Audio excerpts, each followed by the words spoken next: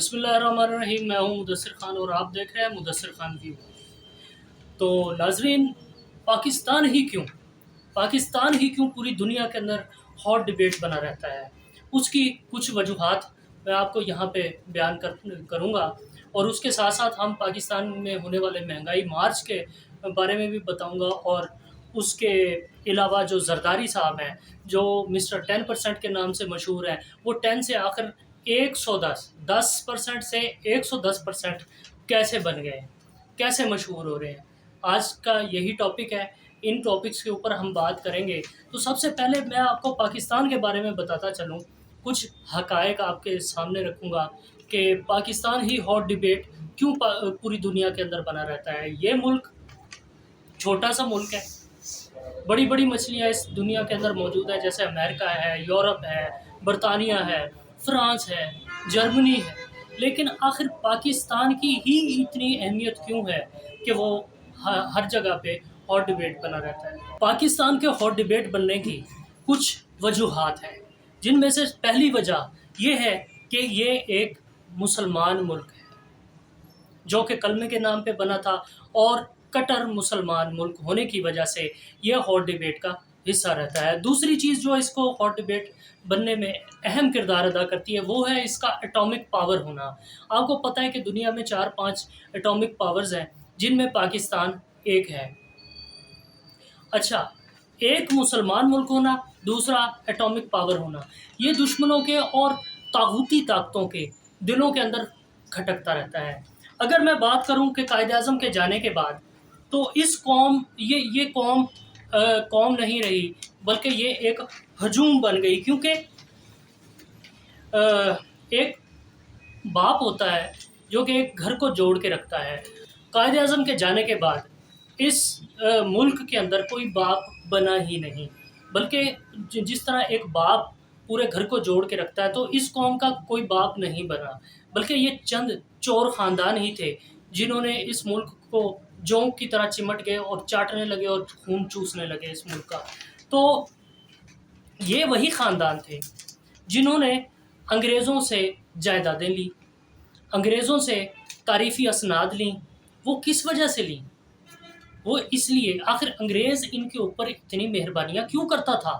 وہ اس لیے کرتا تھا کیونکہ یہ لوگ، انہوں نے جتھے پالے ہوئے تھے اپنے، وہ یہ انگریز کی مدد کرتے تھے، کیونکہ انگریز سے غلامی کے لیے جو مسلمان لڑتے تھے، جو لوگ لڑتے تھے، جہاد کرتے تھے، یہ ان لوگوں کو ختم کرتے تھے۔ انگریز کا کام جو تھا وہ ان کو ختم کرنا تھا، تو یہ انگریز کے بہاف پہ یہ ان کے اپنے ہی لوگوں کو کا قتل عام کرتے تھے، ان کو ختم کرتے تھے، جس کی وجہ سے انگریز ان کو جائیدادیں بھی دیتا تھا، ان کے اوپر نوازشات اپنی کرتا تھا۔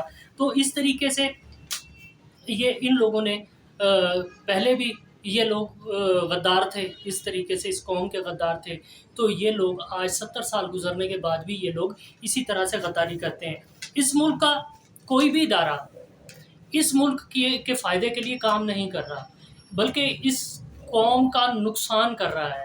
اگر ہم ایک ایک ادارے کا گنوانا آپ کو میں شروع کر دوں، تو شاید بہت سارے اداروں کو خطرہ پڑ جائے گا۔ تو کچھ ادارے شاید مجھے اپروچ بھی کرنا شروع کر دیں، لیکن کیونکہ بات تو سچی ہے، لیکن کچھ آپ لوگوں کے لیے میں کلوز چھوڑ کے جا رہا ہوں کہ شاید آپ لوگوں کو سمجھ آ جائے، آپ لوگ خود سوچیں اس کے اوپر کہ کسی ایک ادارے کی بات نہیں میں کر رہا یہاں، یہ آپ لوگوں کو میں بیان کر دوں کیونکہ آپ کا ذہن ایک ہی سائڈ پہ جائے گا، لیکن ایسا نہیں ہے۔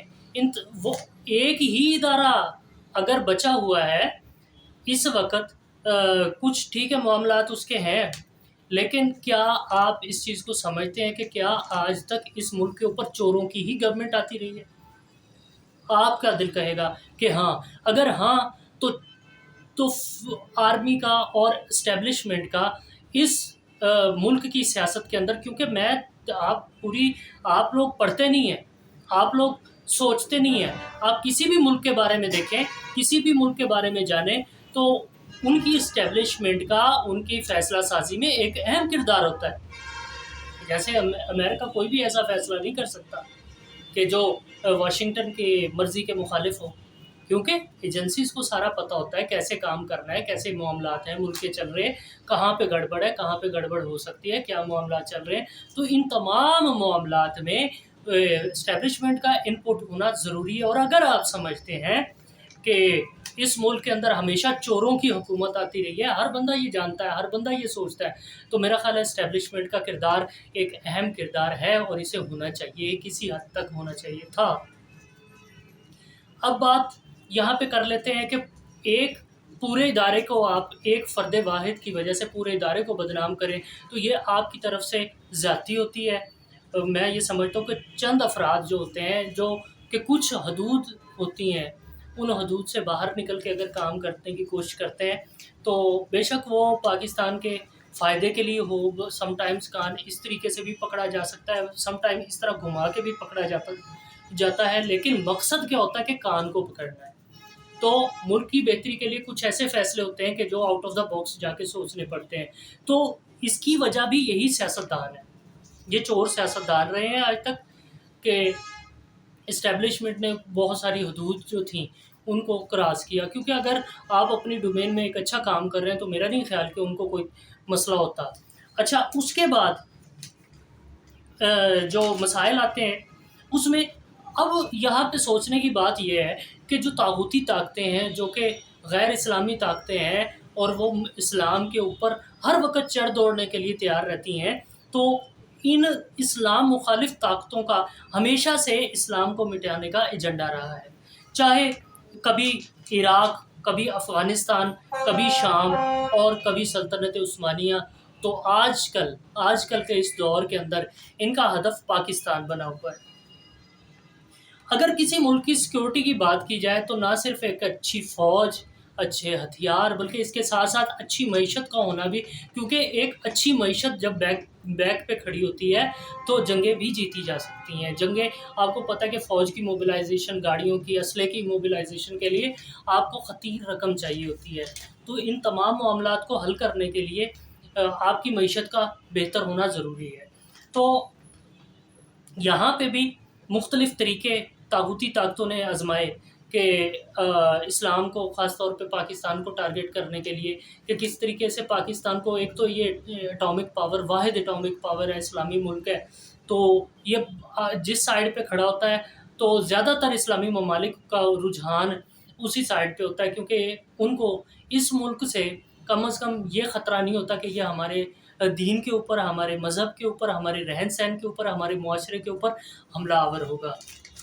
تو اسی طریقے سے ان کا مختلف طریقے سے مطلب یہ ہماری معاشی طور پر ہمیں کمزور کر رہے ہیں. ٹھیک ہے، ایسے اپنے غلام حکمران ہمارے اوپر مسلط کر رہے ہیں جو ان کا ایجنڈا پورا کرتے ہیں. اس کے ساتھ ساتھ یہ پھر دنیا بھر میں امریکہ اور اس کے اتحادی یہ ڈھنڈورا پیٹتے ہیں کہ پاکستان ایک خطرناک ملک ہے، یہ اپنے ایٹمی اثاثوں کی حفاظت نہیں کر سکتا. یہ میں آپ کو ایک مثال سے سمجھاتا ہوں. جیسے ایک کسی حد تک ان کا کہنا یہ درست بنایا گیا ہے، انہوں نے پہلے ایسے حالات پیدا کیے پاکستان کے لیے، پھر یہ جو پروپیگنڈا ہے یہ پھیلایا.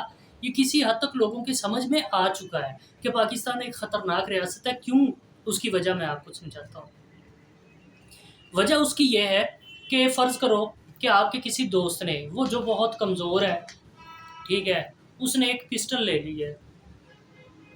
اب اس نے ایک پسٹل لے لی ہے تو وہ بظاہر تو اس نے اپنی حفاظت کے لیے لی ہے، لیکن اس کے آگے جا کے کیا امپلیمنٹیشنز ہوں گی یہ آپ نہیں جانتے.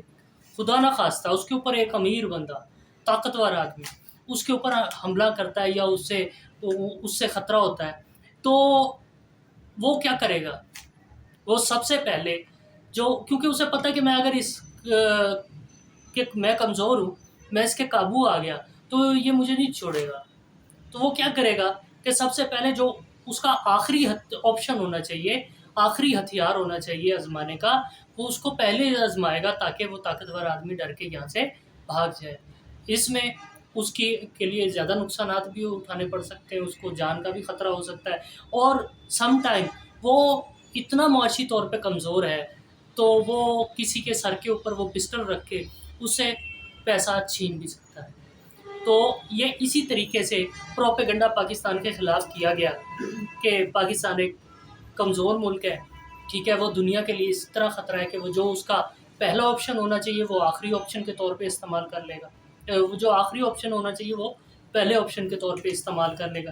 تو اس طرح کے خطرات سے دنیا کو آگاہ کیا اور دنیا کو یہ سوچنے پہ مجبور کر دیا کہ پاکستان اب دنیا کے لیے ناقابل برداشت ہو چکا ہے، ٹھیک ہے۔ اس میں جتنا کردار ان لوگوں کا ہے جو کہ پاکستان کے دشمن ہیں، اتنے ہی اندرونی میر جعفروں کا بھی کردار ہے، اور میر جعفروں نے ایسے حالات اس ملک کے اندر بنا دیے ہیں، ٹھیک ہے۔ اب جو ایک دوسرے کو گھسیٹنے کی سیاست میں بات کرتے تھے، ایک دوسرے کے پیٹ پھاڑنے کی بات کرتے تھے، انہوں نے ایک دوسرے کے ساتھ مل کے اس ملک کا بیڑا غرق کر دیا ہے۔ اور میں آپ کو بتاتا چلوں کہ ان 1.5 سے 2 مہینوں سے پہلے یہاں پہ لنگر خانے چل رہے تھے، صحت کارڈ بانٹے جا رہے تھے، ٹھیک ہے، ملک کی معیشت ترقی کر رہی تھی، ٹھیک ہے، 6% کے اوپر یہ ملک کی معیشت جا چکی تھی، ہماری ایکسپورٹس بڑھ رہی تھی، اس کے ساتھ ہماری انڈسٹری ترقی کر رہی تھی، ٹھیک ہے، ادارے ہیں جو ان کے اندر بہتری کے کام ہو رہے تھے، ٹھیک ہے، سب کچھ بالکل صحیح چل رہا تھا۔ اور وہ جو نکما آدمی جسے کہتے ہیں، یہ $8 بلین سے اس نے ملک کی معیشت کو اٹھا کے $22 بلین پہ پہنچا دیا۔ اور یہ جو تجربہ کار آئے ہیں، جو پنجاب سپیڈ آئی ہے، جو کہ 14 جو گدھ ہیں وہ چمٹ گئے اس پاکستان کی گورنمنٹ کو، تو انہوں نے 22 بلین سے جا کے انہوں نے اس میں انتہائی کمی کر دی ہے۔ یعنی 22 بلین سے یہ ملک نہیں چلا سکتے، یہ اتنے سمجھدار لوگ ہیں، اتنے تجربہ کار لوگ ہیں۔ اور وہ جو جسے نا تجربہ کار کہتے ہیں، جس کو نکما کہتے ہیں، اس نے $8 بلین سے اٹھا کے ان کو $22 بلین پہ پہنچا دیا۔ آج تک سب کچھ ٹھیک چل رہا تھا، مگر انہوں نے 84 روپے پیٹرول بڑھا دیا، ایک ہفتے کے شروع میں 30 روپے بڑھایا، ہفتے کے آخر پہ 30 روپے بڑھایا، اور پھر اس سے اگلے ہفتے انہوں نے 24 روپے اور بڑھا دیا، 84 روپے پیٹرول بڑھا دیا۔ پیٹرول نے تمام پاکستان کی منڈیوں کے اندر ہر چیز کی قیمت کو بڑھا کے رکھ دیا۔ اس کے علاوہ بجلی بڑھا دی انہوں نے، اس کے علاوہ 45% انہوں نے جو وہ تھا گیس بڑھا دی، اس کے علاوہ انہوں نے اور بھی چیزیں بہت ساری مہنگی کی ڈائریکٹ۔ لیکن الگ سے پیٹرول کی بات کریں تو پیٹرول کا اثر بھی ہر چیز کے اوپر پڑنا ہے، تو یہ چیزیں پتہ نہیں کہاں کی کہاں جاتی ہیں اور یہ ملک کو کہاں کی کہاں لے کے جاتی ہیں۔ اب بات کرتے ہیں جی صدر زرداری کا۔ اب پیغام آیا کیونکہ وہ اس گورنمنٹ کو اون نہیں کر رہے، حالانکہ اس سے تمام فوائد حاصل کر رہے ہیں، عوام کو بیوقوف بنانے کے لیے یہ کہہ رہا ہے کہ میری جب گورنمنٹ آئے گی تو میں اس ملک کو 110 ڈگری کے اوپر روٹیٹ کر دوں گا، اس کو اتنا بدل دوں گا۔ تو بھائی پہلے آپ 10% تھے، پھر 100% ہوئے، اور اس میں اب 10% اور شامل ہو گیا، 110%۔ مطلب آپ اس کو روٹیٹ کریں گے تو اس 22 کروڑ عوام کا کیا بنے گا؟ 22 کروڑ عوام آپ لوگ سارے مل کے یہ کام کر رہے ہیں، تب جا کے آپ نے 22 بلین سے بھی کم کر دیا۔ ہمارا خسارہ $9 ارب کا آج جو پریویس گورنمنٹ کے نمائندے تھے وہ کہہ رہے تھے کہ آپ نے کم کر دیا ہے، تو میرا نہیں خیال کہ یہ شاید اس سے کہیں زیادہ ہو، تو اللہ اس کے اوپر مہربانی کرے۔ دوسرا کہ بے شمار چھوٹے بڑے شہروں میں کل اتوار کے روز جو تھی احتجاج، مہنگائی کے خلاف احتجاج کیا گیا، اس کے اندر شاید پی ٹی آئی کے علاوہ پاکستانی دوسرے بھی شامل تھے، لیکن پھر بھی ایک بہت بڑا احتجاج تھا۔ جن لوگوں نے کہا کہ پچھلے لانگ مارچ کے اندر عوام نہیں نکلی، ان اندھوں سے اب میں پوچھنا چاہتا ہوں کہ کیا اب بھی عوام نہیں نکلی؟ لیکن اس کے باوجود میں کیونکہ معاشرے کے اندر معاشرے کا ایک شہری ہوں، تو میں دیکھ رہا ہوں کہ پھر بھی یہ عوام چند % تھی پوری عوام کا، چند %۔ تو افسوس ہے ان لوگوں کے اوپر بھی کہ جو اپنے حق کے لیے نہیں کھڑے ہو رہے۔ ان حق کے آج عمران خان کو کچھ ہو جاتا ہے تو کیا ان لوگوں کو موبلائز کرنے کے لیے، ان کو اپنے حق کے لیے لڑنے کے لیے کوئی لیڈ کرنے کے لیے باہر سے آئے گا؟ کیا یہ اپنے حق کے لیے خود نہیں کھڑے ہو سکتے؟ تو افسوس ہے اس قوم کے اوپر کہ جو اتنی مردہ ہو چکی ہے کہ ان کو شاید 2-4 جوتے مارنے والے لوگ اور لگانے پڑیں، کیونکہ ان کے کام میں، ان کے معاملات میں رکاوٹ پیدا ہوتی ہے، انہیں دیر ہوتی ہے، اس لیے 2-4 جوتے مارنے والے اور کھڑے کرنے چاہیے چوراہوں پہ، جو ان کو صبح و شام جوتے مارے۔ افسوس ہے کہ اللہ سے دعا بھی ہے کہ اللہ میاں اس ملک کو مطلب بچائے ان لوگوں سے، اور جلد از جلد اس ملک سے ان کا چھٹکارا حاصل ہو، ان کی بھی جان چھوٹے اس 22 کروڑ عوام کے دکھوں سے، اور یہ جائیں اپنا آپ سنبھالیں اور اس ملک کو چلنے دیں۔ پاکستان زندہ باد۔